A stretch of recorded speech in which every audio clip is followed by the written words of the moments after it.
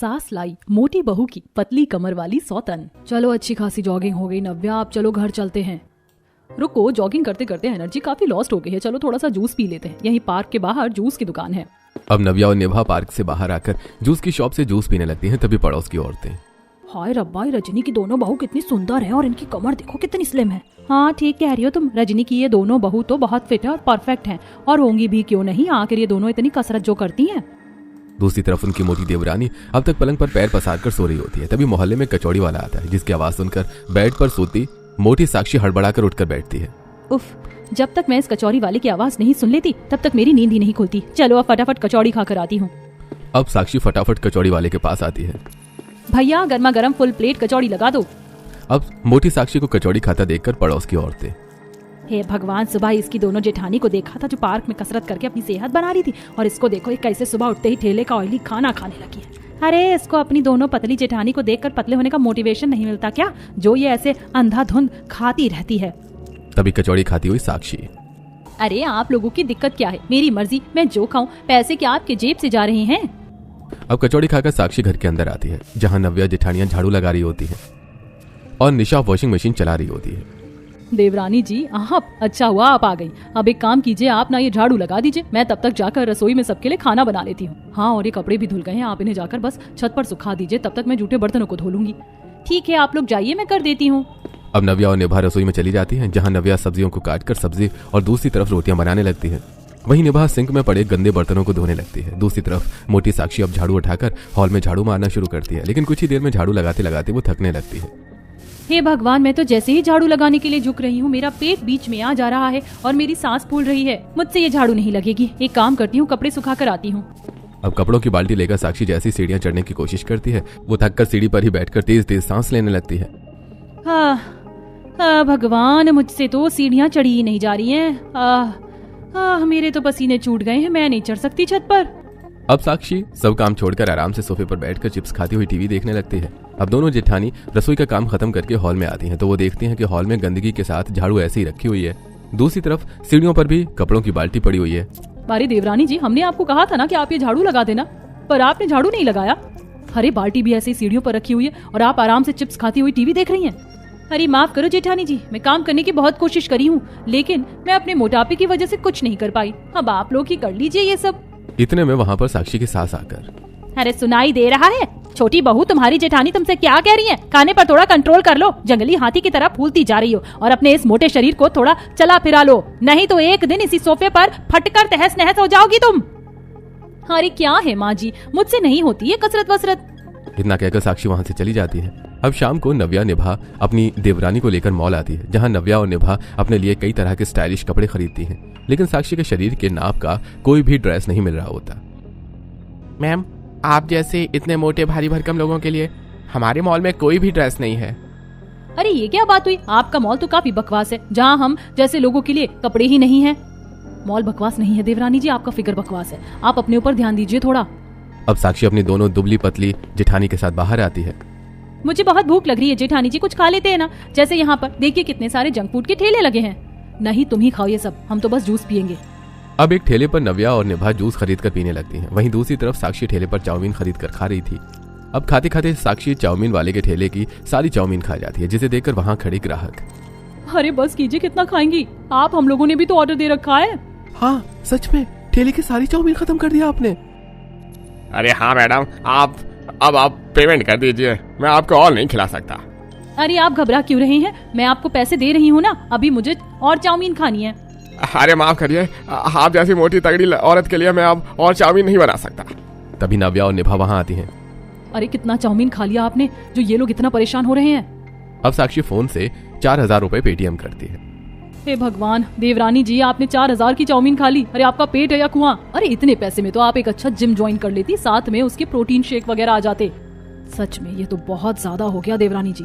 जेठानी जी, सबके खाने पीने का टेस्ट अलग होता है, आप नहीं समझोगी। अब गुस्से से नव्या और निभा अपनी मोटी देवरानी के साथ घर आती है और सारी बातें अपनी सास से कहती है। हे भगवान, मैं तो अपनी इस मोटी बहू से परेशान हूँ। अरे खाने के सिवा इसको कभी कुछ दिखाई देता भी है कि नहीं? हाँ बहू, तुम्हारा मोटापा कुछ ज्यादा ही बढ़ता जा रहा है। तुम्हारे आगे तो अब तुम्हारी सास भी पतली दुबली और स्मार्ट लगती है। अरे तो क्या हो गया पापा जी, अभी मैं जवान हूँ, अभी नहीं खाऊंगी तो कब खाऊंगी? इतना कहकर साक्षी वहां से चली जाती है। इसी तरह कुछ हफ्ते गुजरते हैं और एक दिन रजनी के घर में रिश्तेदारों की तरफ से एक पार्टी का इनविटेशन आता है। सभी लोग पार्टी के लिए रेडी हो जाते हैं। वहीं साक्षी जो अपने कमरे में लहंगा पहनने की कोशिश तो कर रही होती है, लेकिन लहंगा उसको फिट ही नहीं आ रहा होता। तभी कमरे में निभा और नव्या आती है। अरे जेठानी जी, आप अच्छा हुआ आप आ गई। देखिए ना, ये लहंगा मुझे फिट ही नहीं बैठ रहा है। देवरानी जी, ये तो होगा ही ना, क्योंकि ये ड्रेस आपके साइज से बहुत छोटी है। मुझे तो लगता है इसे सुई धागे से टाँकना पड़ेगा। अब निभा सुई धागे से लहंगे की साइड सिलाई करती है और फिर ब्लाउज के हुक के पास भी कुछ टाँके लगाती है। चलिए देवरानी जी, हो गया। अब पूरा परिवार पार्टी में आता है, जहाँ पार्टी में आए लोग निभा नव्या का पतला दुबला सेक्सी फिगर देखकर, रजनी, तुम्हारी ये दोनों बड़ी बहू तो बहुत खूबसूरत है। इनकी कमर देखो कितनी सुंदर है। हाँ बहू, तुम्हारी फिटनेस का राज क्या है? कुछ नहीं, बस बाहर का कुछ भी मत खाइए और एक्सरसाइज, जिम, ये तो मोस्ट इम्पोर्टेंट है। हाँ, ये कुछ छोटी मोटी चीज फॉलो करने से हमारी तरह आप भी पतली दुबली और सेक्सी भी हो जाएंगी। अब जहाँ पार्टी में आई औरतें निभा और नव्या की तारीफ कर रही होती हैं, वहीं दूसरी तरफ साक्षी फूड सेक्शन के पास खड़ी होकर सारा खाना सफाचट कर रही होती है। अरे मैडम, सारी नान और शाही पनीर खत्म हो गई है, अब और कितना खाएंगे आप?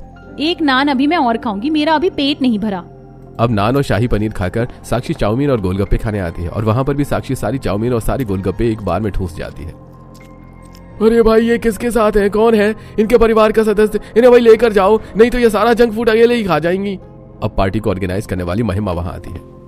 अरे ये तो रजनी की बहू है। रजनी, ये सब क्या है? अपनी बहू को बोल थोड़ा कंट्रोल करें, खा खाकर फटने को हो रही है। अगर सारा खाना यही खा जाएंगी तो पार्टी में आए मेहमान क्या कहेंगे?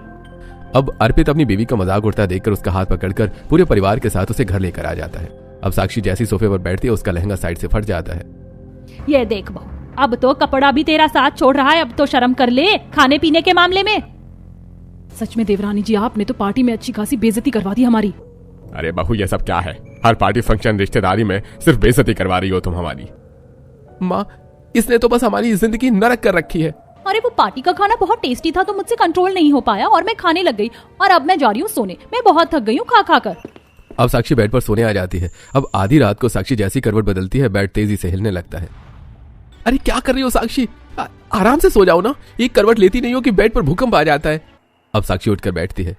अजी, आप जमीन पर सो जाइए ना, मैं इस बेड पर अकेले ही फिट आ पाऊंगी। हाँ, यही दिन तो बाकी रह गए थे। अब गुस्से से जमीन पर ही अर्पित सोने लगता है। अब अगले दिन अर्पित लैपटॉप पर कुछ काम कर रहा था कि तभी फोन लेकर वहां पर साक्षी आती है। अर्पित जी, चलिए ना एक सेल्फी लेते हैं। नो थैंक्स, जाकर अपना काम करो। वैसे भी तुम्हारे साथ सेल्फी लेकर क्या ही फायदा है, पूरे स्क्रीन पर तो तुम ही समा जाओगी। अब मुंह लटकाकर साक्षी वहां से चली जाती है। अब दिन पर दिन साक्षी का मोटापा बढ़ता ही जाता है। तभी एक दिन साक्षी जैसी खाने की टेबल पर बैठती है, कुर्सी बीच से ही टूट जाती है और वो जमीन पर गिर जाती है। हाय रब्बा, मेरी कमर टूट गई। अब रजनी जैसे तैसे करके अपनी बहू को उठाती है। हे भगवान, बहू तेरे मोटापे ने तो हमारी डाइनिंग टेबल की कुर्सी ही तोड़कर रख दी। अब टूट गई तो टूट गई माँ जी, कोई बात नहीं, मेरे पति दूसरी ले आएंगे। अच्छा, तुम खा खा कर मोटापा बढ़ाओ और मैं बस घर की चीजें रिपेयर करता रहूं। अब इसी तरह एक शाम नव्या और निभा घर के स्विमिंग पूल से स्विमिंग कर रही होती हैं। अरे आप लोग स्विमिंग पूल में स्विमिंग कर रहे हो, मुझे भी करना है स्विमिंग। आप स्विमिंग करोगे? आपने अपना मोटापा देखा है? अरे आप जैसी भारी चीज अगर स्विमिंग पूल में गई ना तो स्विमिंग का सारा पानी बाहर आ जाएगा और आप अकेली जमीन पर पड़ी हुई नजर आओगी। सही कहा। अब साक्षी गुस्से से, ऐसा कुछ नहीं है, रुकिए मैं अभी आपको स्विमिंग करके दिखाती हूँ। अब साक्षी जैसे ही स्विमिंग पूल में कूदती है, स्विमिंग पूल का पानी सच में बाहर आ जाता है और वो धड़ाम से स्विमिंग पूल के फर्श पर जाकर गिरती है। हाय रब्बा, मेरी तो कमर टूट गई, कोई मुझे बाहर निकालो। अब दोनों ही पतली जेठानियां अपनी मोटी देवरानी को स्विमिंग पूल की सीढ़ियों से हाथ पकड़कर उसे बाहर निकालती हैं। देख लिया नतीजा? देवरानी जी, अगली बार स्विमिंग पूल में जाने से पहले अपना वेट लॉस कर लेना। अब इसी तरह कुछ हफ्ते गुजरते हैं और एक दिन अर्पित अपनी पत्नी को ऑफिस पार्टी में लेकर जाता है, जहां पार्टी में घुसते ही साक्षी भर भर कर चीज पिज्जा, बर्गर, क्रीम रोल जैसी चीजें खाने लगती है। वहीं अर्पित अपने दोस्तों से बातें कर रहा होता है। यार अर्पित, भाभी को बोल थोड़ा हमसे भी बात कर ले, खाना पीना तो होता रहेगा ना। अरे 1 मिनट में अभी बुलाता हूँ। साक्षी जरा मेरे दोस्तों से भी बात कर लो। अब साक्षी बर्गर खाते हुए अर्पित के फ्रेंडों के पास आती है। हेलो, कैसे हैं आप लोग? अब साक्षी के पूरे मुंह पर बर्गर की चटनी फैलने लगती है, जिसे देखकर अर्पित के दोस्त ऑफिस वाले, अरे अर्पित, ये तेरी पत्नी है? अरे ये तो चलता फिरता बुलडोजर लग रही है। और लगता है भाभी कुछ ज्यादा ही फूड कॉन्शियस है। भाभी एक काम कीजिए, आप पहले जाकर बर्गर फिनिश कर लीजिए, हम बाद में बात कर लेंगे। सच में। अब मजाक बनाते हुए अर्पित के सभी दोस्त वहां से चले जाते हैं, जिसके बाद अर्पित गुस्से से अपनी पत्नी को घर में लेकर आता है और अपनी माँ से उसकी शिकायत करता है। हे भगवान, बहू तूने क्या ठेका ले रखा हमारी बेइज्जती करवाने का? अब तो हर जगह हमारी नाक कट रही है तेरी वजह से। हाँ माँ, आज तो मेरे ऑफिस पार्टी में भी इसने मेरी बेइज्जती करवा दी। अरे 2 मिनट के लिए तुम वो बर्गर छोड़ नहीं सकती थी क्या? और ऐसे कैसे छोड़ देती है अर्पित जी, चीज बर्गर मेरा फेवरेट है। ओ हो, मजा आ गया था खाकर। बस करो साक्षी, माँ अब ये मुझे फिजिकली मेंटली इमोशनली इरिटेट करने लगी है, मुझे अब स्पेस चाहिए। अब गुस्से से अर्पित वहाँ से चला जाता है। सच में इसने तो मेरे बेटे के साथ साथ मेरे भी नाक में दम कर दिया है। समय रहते सुधर जाओ बहू, अभी भी वक्त है, वरना नतीजा बहुत बुरा होगा इन चीजों का। माँ जी, मुझे नहीं लग रहा कि देवरानी जी को अभी भी आपकी बातों का कोई फर्क पड़ रहा है। सच में ये तो खराटे ले रही है। हाँ, वो मुझे नींद आ रही है। अब साक्षी का मोटापा इतना ज्यादा बढ़ जाता है कि साक्षी को बाजार से अपने लिए कच्चा कपड़ा खरीद कर बुटीक में सिलवाना पड़ता है। अब बुटीक वाली जैसे ही साक्षी का नाप लेती है, उसका इंची टेप ही बीच से टूट जाता है। हाय रब्बा, मेरा तो इंची टेप ही टूट गया। मैडम, आपका शरीर तो जरूरत से ज्यादा ही मोटा है, पेट तो लग रहा है फटकर बाहर आ जाएगा। मैं नहीं सिल पाऊंगी आपके कपड़े। अरे ऐसा मत कीजिए प्लीज, कपड़े सिल दीजिए। आप जितने पैसे लेंगे हम देने को तैयार हैं। प्लीज सिल दीजिए ना। हे भगवान देवरानी जी, आपके मोटापे की वजह से हम लोग भी परेशान हो रहे हैं। अब बुटीक वाली मोटी साक्षी के कपड़े सिलने के एक्स्ट्रा चार्ज लेने लगती है, जिसे हर हफ्ते में 10,000 से ऊपर के पैसे सिलाई वाले ही ले जाते हैं, जिसे देखकर रजनी, हे भगवान, पहले तो मेरे पैसे इस मोटी बहू के खाने पीने पर खर्च होते थे और अब इसके पहनावे पर हो रहे हैं। अरे तो क्या हो गया माँ जी, इतना तो आप कर ही सकती है ना मेरे लिए। हाँ, तुम्हारे ससुराल में पैसे तो पेट पर रख रहे हैं ना। हमारा करोड़ों का बिजनेस है तो हम सिर्फ तुम पर ही खर्च करते रहे। अरे वेट लॉस कर लो, वेट लॉस। वो तो नहीं होगा मुझसे।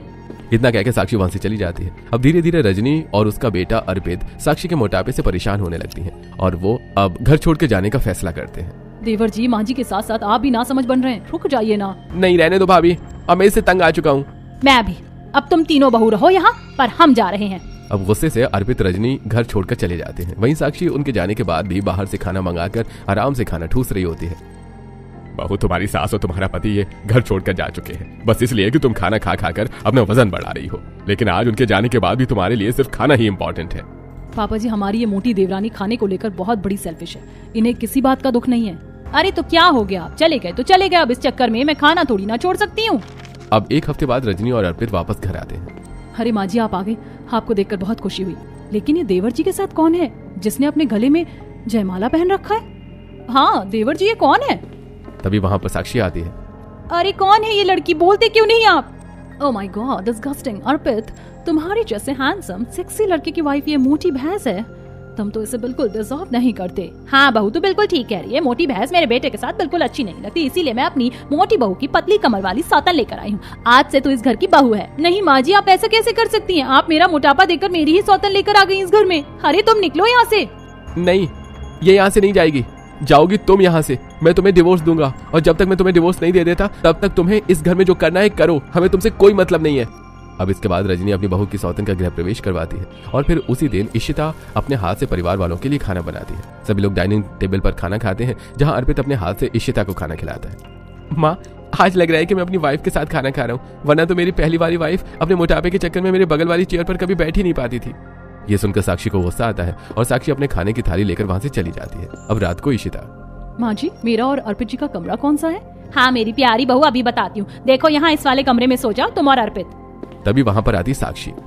माँ जी, मुझे विश्वास नहीं हो रहा कि एक सास अपनी बहू की सौतन लेकर आई है और उसे एक अकेला कमरा भी दे रही है सोने के लिए मेरे पति के साथ। अरे नहीं सोएगी तू यहाँ, चली जा यहाँ से। शराब, वो तुम्हारा पति नहीं है, मेरा पति है। ऑफिशियली तुम्हारी सास ने उसकी शादी मुझसे करवाई है। अब अर्पित इशिता का हाथ पकड़कर उसके साथ सोने के लिए चला जाता है। ये देखकर साक्षी के तन बदन में आग सी लग जाती है। अब अगले दिन Ishita stylish one piece dress पहनकर अर्पिता का हाथ पकड़े हुए। अर्पित, तुम मुझे आज कहाँ घुमाने ले जा रहे हो? इशिता, माय डियर वाइफ, तुम कितनी सेक्सी लग रही हो इन कपड़ों में। वैसे आज मैं तुम्हें पहले मूवी दिखाने ले जाऊंगा, उसके बाद हम शॉपिंग करेंगे। अच्छा, तो अब मेरी ये पतली कमर वाली सौतन तुम्हारे साथ बाहर जाकर रंगरलियां भी मनाएगी। मुझे तो आप कभी नहीं ले गए कहीं बाहर। झूठ क्यों कह रही हो? कितनी बार तो लेकर गया हूँ, पर हर जगह तुमने बस मेरी बेइज्जती करवाई है। सच में बेइज्जती तो करवाई है इन्होंने, नो डाउट। वैसे इशिता, तुम बहुत अच्छी लग रही हो। I love your dressing sense. Me too, figure भी काफी अच्छा है। अब इशिता इतराते हुए अर्पित के साथ मूवी देखने जाती है। अब मूवी के बाद एक मॉल में इशिता ढेर सारे वेस्टर्न कपड़ों की शॉपिंग भी करती है। अब रात 2 बजे इशिता और अर्पित घर आते हैं और साक्षी सोफे पर बैठी होती है। अच्छा, तो आ गए आप दोनों। वैसे भर भर कर पैसा खर्च कराया है तुमने मेरे पति का। अर्पित डियर, हनी, ये इतना क्यों बोलती है? छोड़ो ना, तुम क्यों इसकी बात को सुनती हो। चलो हम स्विमिंग पूल में स्विमिंग करके आते हैं। नाइट में स्विमिंग करने से तुम्हारा स्ट्रेस थोड़ा कम हो जाएगा। अब इशिता स्विमिंग ड्रेस में अर्पित के साथ स्विमिंग करती है। अर्पित इशिता की पतली कमर को पकड़कर, इशिता, ये मोमेंट में फर्स्ट टाइम तुम्हारे साथ ही एंजॉय कर पा रहा हूँ। वाइफ ने तो कभी अपनी पतली कमर का सुख मुझे दिया ही नहीं। वहीं टेरेस से साक्षी ये सब देख रही होती है और उसकी आंखों में आंसू आ जाते हैं। हे भगवान, मुझे विश्वास नहीं हो रहा कि मेरी खुद की सास मेरा घर तोड़ रही है। अब ये सब देख देख कर कुछ ही दिन में साक्षी बहुत इरिटेट हो जाती है और फिर एक दिन साक्षी इशिता का हाथ मोड़कर गुस्से से कहती है, क्यों कर रही है तू ये सब? चली क्यों नहीं जाती मेरे घर से? मैं सब समझती हूँ कि तू कैसे अपना फिगर दिखाकर मेरे पति को कंट्रोल कर रही है। अर्पित, माँ जी, बाबा जी, बचाइए मुझे। अब फौरन वहां रजनी आती है और अपनी बहू को धक्का देती है। अरे तेरी हिम्मत कैसे हुई मेरी पतली दुबली बहू पर शासन करने की?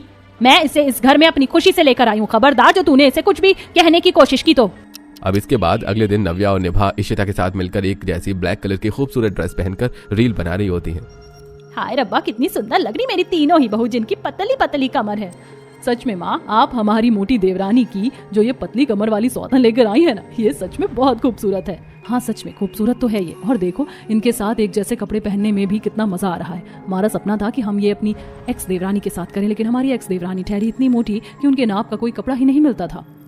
अब ये सुनकर साक्षी को बहुत बुरा लगता है और वो आज अंदर से टूट सी जाती है। अब साक्षी कमरे में आकर खुद से, इन लोगों को बहुत घमंड है ना अपनी पतली कमर का। और आज तो माँ जी के साथ साथ मेरी जेठानियां भी मेरी सौतन के साथ खुशियां मना रही है। लेकिन देखना, अब मैं इन्हें बताऊंगी कि पतली कमर होती क्या है। अब साक्षी खुद पर काम करने का फैसला करती है और अगले ही दिन से सबके सोकर उठने से पहले ही साक्षी छत पर जाकर कुछ एक्सरसाइज करती है, फिर पार्क में जाकर जॉगिंग करती है, फिर ब्रेकफास्ट के टाइम पर साक्षी सबसे छुपाकर सिर्फ हल्का जूस पीती है। अब शाम को साक्षी घर से बाहर जा रही होती है। कहाँ जा रही हो तुम? कहाँ जाएंगी ये मम्मी जी? मुझे तो लगता है बाहर कुछ तला भुना खाने ही जा रही होंगी। हाँ बिल्कुल सही कहा आपने, मैं बाहर का तला भुना खाने ही जा रही हूँ। अब साक्षी घर से निकलकर सीधा जिम में जाती है और वहां पर हैवी वर्कआउट करती है। इसी तरह नाइट में साक्षी डाइनिंग टेबल से अपना खाना लेकर अपने कमरे की तरफ जा रही होती है। अरे बहू यहीं खा लो, हम कौन सा तुम्हारा खाने पर नजर लगा रहे हैं।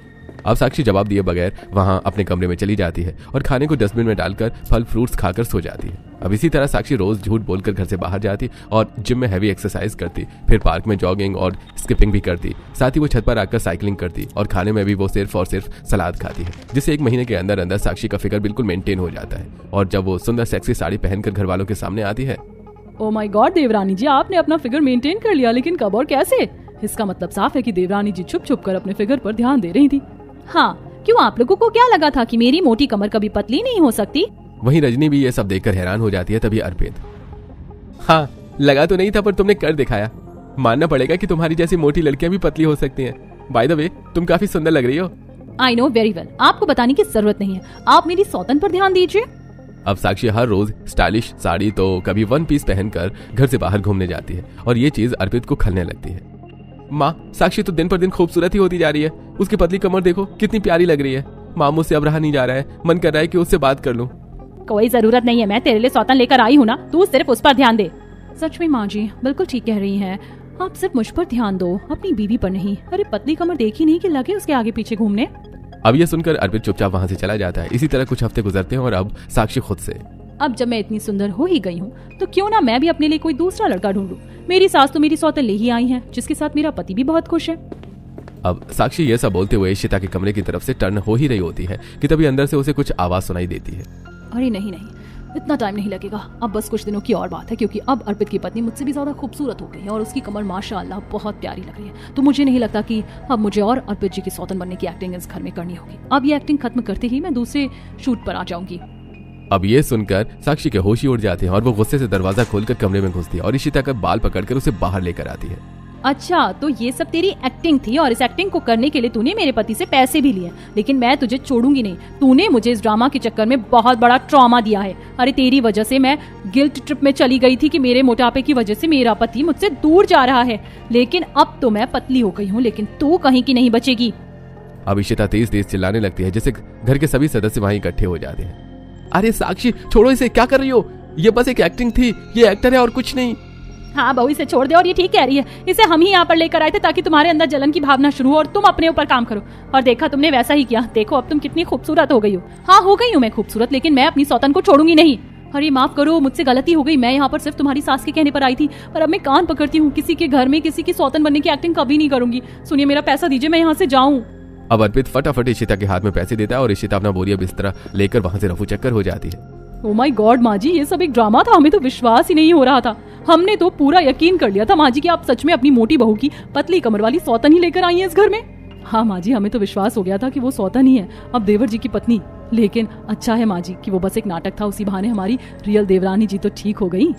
अब इस दिन के बाद से अर्पित साक्षी के साथ खुशहाल जिंदगी बिताने लगता है।